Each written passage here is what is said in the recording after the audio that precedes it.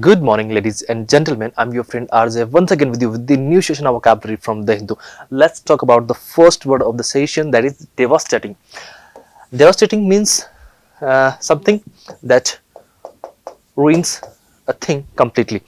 अगर आप किसी चीज को बर्बाद कर रहे हो, कोई चीज को आपने कंप्लीटली वहां पर क्या कर दिया है, विनाश कर दिया है उस चीज का, तो विनाशकारी कोई चीज आपके पास में होती है, फिर भयानक कोई चीज आपके पास में होती है, दैट डिस्ट्रॉयज समथिंग कंप्लीटली, तो उस कंडीशन में हम लोग बोल सकते हैं कि दैट इज डेवास्टेटिंग। डेवास्टेटिंग को आप लोग एक वर्ड से याद रख सकते हो, that is destructive. Easy word है और आप लोग इन दोनों को इजीली मैच भी कर सकते हो, तो डेवास्टेटिंग और डिस्ट्रक्टिव, डेवास्टेटिंग डिस्ट्रक्टिव इजीली याद हो जाएगा आपके पास में।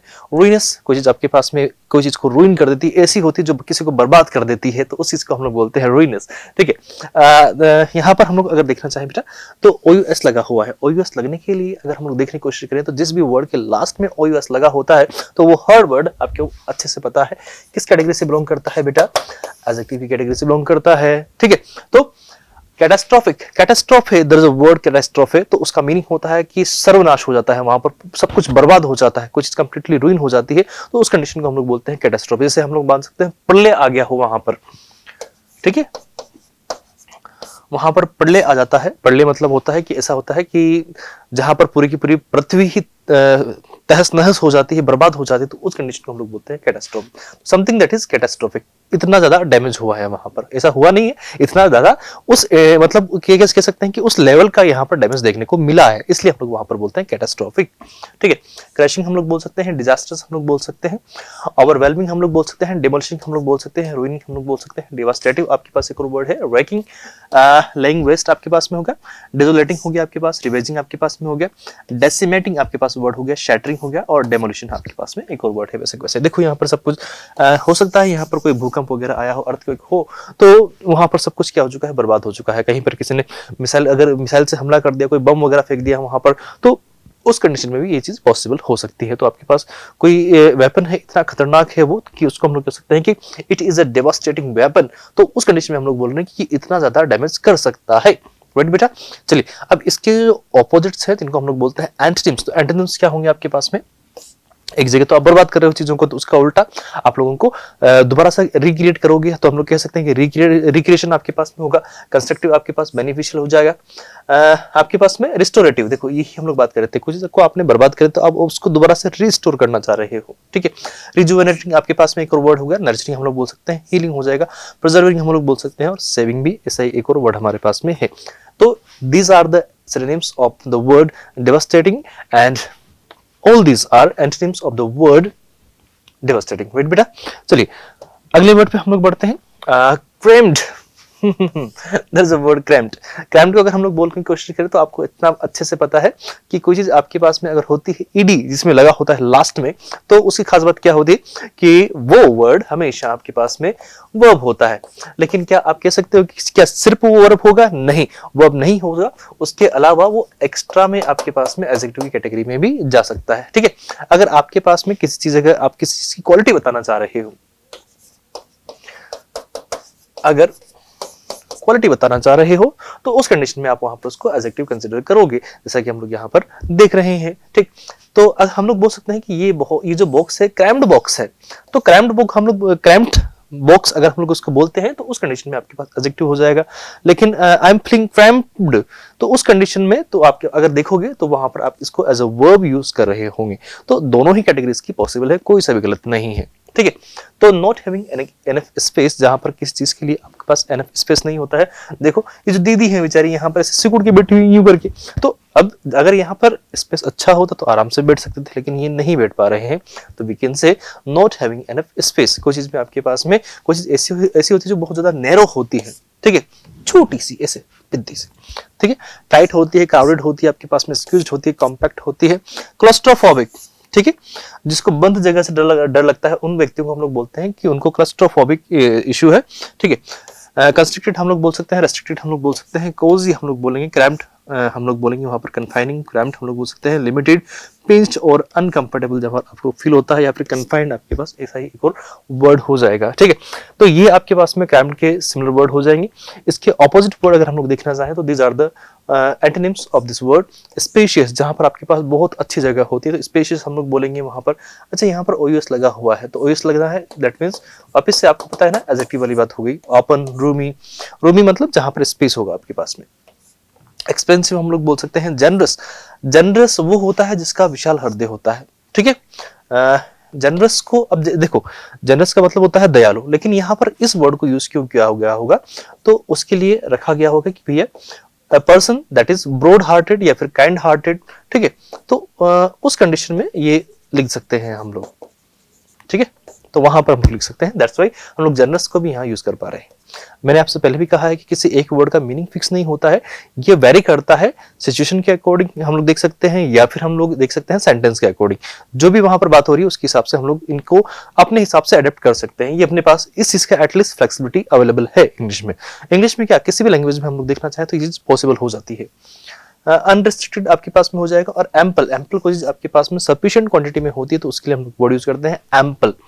एप्पल नहीं है, एम्पल है। एम्पल मतलब कोई चीज आपके पास सफिशिएंट क्वांटिटी में होती है, प्रचुर मात्रा में होती है, पर्याप्त मात्रा में होती है, तो उसके लिए हम लोग यूज करते हैं एम्पल अमाउंट। ठीक है, द नेक्स्ट वर्ड ऑफिंग। ऑफिंग तो आपके पास में बैंक, बैंक मतलब किनारा हम लोग बोल सकते हैं, सी शोर भी हम लोग वहां पर बोल सकते हैं। ठीक है, सी शोर तो समुद्र का जो कोई आपके पास किनारा होगा तो उसको हम लोग बोल सकते हैं बैंक। ठीक है, तो नदी का किनारा भी आपको, वैसे नदी के किनारे के लिए हम लोग बैंक यूज करते हैं ज्यादातर, और जो समुद्र का किनारा होता है उसके लिए हम लोग सी शोर यूज करने की कोशिश करते हैं। अच्छा, ऑफिंग से मुझे एक वर्ड और याद आ रहा है, अगर आप लोग देखना चाहो तो ऑफिंग से एक वर्ड और मैं आपको बताना चाहूंगा, ऑफ स्प्रिंग। ऑफ स्प्रिंग भी एक वर्ड आपने सुना होगा। तो ऑफ स्प्रिंग का जो मतलब होता है आपके वंश को आगे बढ़ाने वाले जो आपके सक्सेसर होंगे उनकी बात हो रही है, तो वंशज हम लोग कह सकते हैं। अच्छा, एक स्प्रिंग सीजन होता है, आपको याद है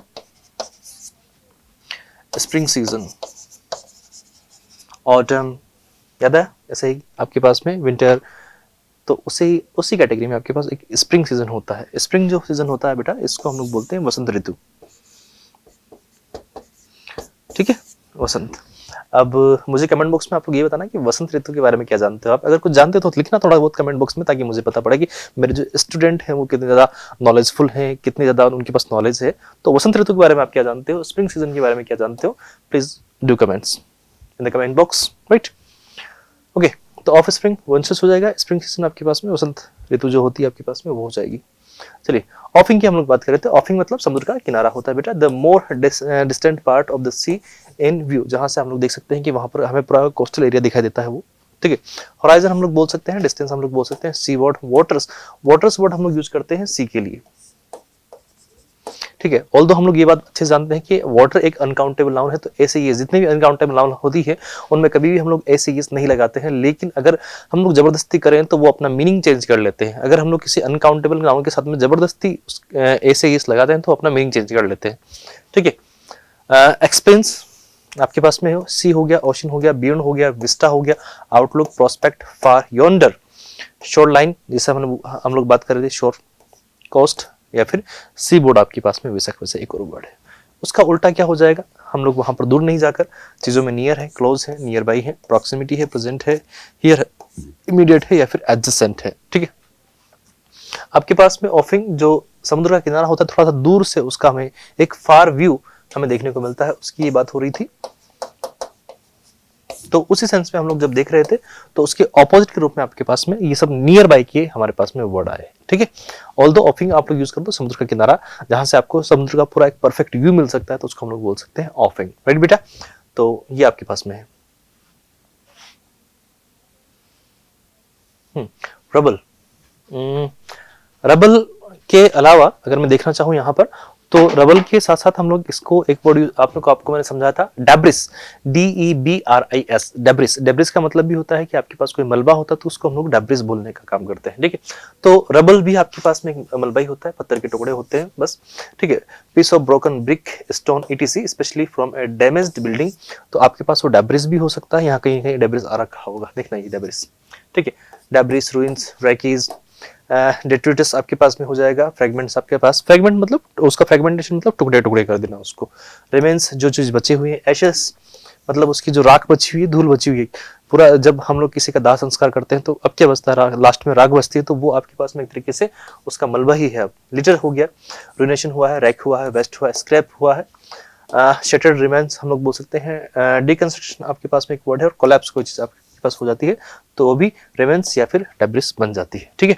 इसका उल्टा, जहां पर आप मलबा देख रहे हो तो उसका उल्टा क्या हो जाएगा, उसका वापस से क्रिएशन हो जाएगा। स्ट्रक्चर हम पूरा का पूरा देखेंगे, कंस्ट्रक्शन देखेंगे, बिल्डिंग देखेंगे, फ्रेमवर्क। एडिफिस हम लोग देख सकते हैं, एडिफिस एक अच्छा वर्ड, प्लीज इसको ध्यान रखेंगे। क्रिएशन, फॉर्मेशन आपके पास में हो गया। होल एक अच्छा वर्ड, मतलब पूरा का पूरा पार्ट है। फ्रेगमेंटेशन, उस फ्रेगमेंटेशन उसमें अभी तक नहीं हुआ है, टुकड़े टुकड़े नहीं हुआ है कुछ भी, पूरा का पूरा बचा हुआ है, तो we can say. The next word we have fissures. वापस से बोलिएगा बेटा, फिशर्स, FISSURES, फिशर्स। फिशर्स मतलब कहीं पर दरारें आ जाती हैं आपके, आप देखोगे अपने घरों में जो नीचे एड़िया होती है, पैरों के नीचे जो जगह होती है उसको हम लोग एड़ी बोलते हैं। तो वहां पर आपके पास में कभी कभी इस तरह से फिशर्स देखने को मिल जाते हैं। उसमें भी a long deep crack in something. अब समथिंग आपका पैर भी हो सकता है, स्पेशली इन रॉक और इन द अर्थ। अब ये स्पेशली जो वर्ड बना है फिशर्स, वैसे तो ये जो पत्थर होते हैं या फिर जमीन होती है उसके लिए बना हुआ है, लेकिन लोग बाग यूज कर लेते हैं। तो काइंड ऑफ क्रैक्स बोल सकते हैं, स्प्लिट्स बोल सकते हैं। देखो यहाँ पर ये जमीन थी, उसके बीच में ऐसे क्रैक आ गई है, ठीक है। क्रीविस आपके पास में बोल सकते हैं हम लोग, क्लैफ्ट्स बोल सकते हैं, फ्रैक्चर्स बोल सकते हैं। फ्रैक्चर्स मतलब टुकड़े हो जाना उसके। रिफ्ट्स, ब्रीचेज आपके पास, ओपनिंग्स हो गया, गैप्स हो गया आपके पास में, वॉइड्स हो गया आपके पास, ग्रूव्स, फॉल्ट्स, डिविजन्स, ब्रेक्स, सैस्प्स और गॉर्जेस आपके पास एक और वर्ड वैसा का वैसा ही है। उल्टा हम लोग देखना चाहें जहां पर उनमें डिस्टेंस नहीं हुआ है, अभी भी वो यूनाइटेड ही है, कोई क्रैक नहीं आया है, तो we can say they are still unified और यूनाइटेड। तो यूनिटी आपके पास, सील हो गया, क्लोजर हो गया, कंटिन्यूटी आपके पास हो गया, कनेक्शन है वहां पर, यूनियन है उनका, अभी भी क्लोजर है, मैंड कर रखा है उनको। तो फिशर्स आपके पास में है, और फिशर्स को हम लोग बोलते हैं तो ये आपके पास नाउन की कैटेगरी का वर्ड है, क्योंकि हमने इसमें ए से एस लगा रखा है। किसी एक फिशर की हम लोग बात नहीं कर रहे, फिशर्स की बात करें तो हम लोग सिंगुलर से प्लूरल केवल उन्हीं वर्ड का बताना सकते हैं जो नाउन की कैटेगरी से बिलोंग करते हैं। अगर नाउन की कैटेगरी से वो वर्ड बिलोंग नहीं करता होगा तो उसका एस लगा के सिंगुलर से प्लूरल नहीं बना सकते। जैसे हम लोग देखते हैं ब्यूटीफुल वर्ड, तो ब्यूटीफुल वर्ड किसी की क्वालिटी बताता है, एडजेक्टिव है, तो ब्यूटीफुल का ब्यूटीफुल्स कर सकते हो आप, नॉट पॉसिबल ना, तो वही आपके पास समझा रहा हूँ, ठीक है। टीचर, टीचर नाउन है तो टीचर का टीचर्स हम लोग कर सकते हैं। स्टूडेंट नाउन है, स्टूडेंट का स्टूडेंट्स हो सकता है। स्कूल नाउन है तो स्कूल का स्कूल्स भी हम लोग कर सकते हैं, ठीक है बेटा। हाँ, बिसीज, तो यहां पर उसकी हमने सेकंड फॉर्म यूज कर रखी है, तो बीसीज्ड आपके पास हो जाएगा। आप इसको इतना भी यूज कर सकते थे, तो बीसीज, सीज कर रखा है, इसको ऐसे ध्यान रख लो। सीज की स्पेलिंग वैसे तो अलग होती है, पर हम लोग अभी मान लेते हैं कि सीज मतलब उसको बंद कर रखा है, क्लोज कर रखा है। तो आपके पास घेराबंदी, तो आराम से याद रह जाएगा, बीसीज्ड मतलब किसी चीज की घेराबंदी हमने कर रखी है। To surround a place with an army, कोई चीज को आप क्या कर लेते हो, एक आर्मी के द्वारा उसको पूरा घेर लेते हो। जैसे आप यहाँ पर देखोगे एंशिएंट टाइम में, देखो ये ढाल वगैरह है इनके पास में, भाला वगैरह है, सब कुछ है। तो आप इन्होंने इस पूरे किले को क्या कर रखा है, सीज कर रखा है, एक तरीके से इसकी घेराबंदी कर दी, कहीं से कोई भी निकल नहीं सकता। तो इन्होंने क्या कर रखा है, उसको एक तरीके से सराउंडेड कर रखा है, एनसर्कल्ड कर रखा है, ब्लॉक कर रखा है पूरा का पूरा, एनवेलप कर रखा है, मतलब उसमें पैक कर दिया, अंडर सीज कर रखा है इन्होंने, बिसेट कर रखा है, हेम्ड इन किया है और अंडर अटैक किया है। असेल्ड हम लोग बोल सकते हैं, इन्वेस्ट बोल सकते हैं, सराउंडेड बोल सकते हैं, पिन डाउन बोल सकते हैं, ट्रैप्ड बोल सकते हैं, ओवररन बोलेंगे, बिसाइड बोलेंगे, और एनक्लोज तो बोल ही सकते हैं, क्योंकि एनक्लोज मतलब उसको बंद कर देना हो जाएगा। अब किसी चीज को हमने बंद कर दिया तो उसका उल्टा क्या हो जाएगा, आपने वहां पर उसको फ्रीडम दे दी, खोल दिया, उसको ओपन कर दिया, तो लिबरेटेड आपके पास में हो जाएगा। और अनअपोज्ड हम लोग बोल सकते हैं, अनचैलेंज बोलेंगे, अनरिस्ट्रिक्टेड हम लोग बोलेंगे, फ्री बोलेंगे, जैसे हम लोग बोल रहे थे फ्रीडम, वहां पर रिलीज बोल सकते हैं आपके पास में। अनएनकम्बर्ड आपके पास में वर्ड है, और अनरिस्ट्रिक्टेड आपके पास एक और वैसा का वैसा ही वर्ड हो जाएगा बेटा, ठीक है। तो ये आपके पास में ऐसा कैसा हो गया। विशिष्ट अगर ईडी लगा हुआ है तो हम लोग कह सकते हैं इजी वे में कि आपके पास में कहीं पर भी ईडी लग रहा है तो वर्ब की कैटेगरी हम लोग वहां पर देखते हैं। तो ईडी वर्ब की कैटेगरी में जाएगा आपके पास में ही, तो ये आपके पास एक वर्ब वाला वर्ड हो गया, तो इसकी कैटेगरी हो जाएगी वर्ब की। द नेक्स्ट वर्ड कैरिज्मेटिक, वापस से बोलेंगे बेटा कैरिज्मेटिक, CHRISMATIC, कैरिज्मेटिक मतलब करिश्माई, मतलब जादुई हम लोग चाहे तो बोल सकते हैं।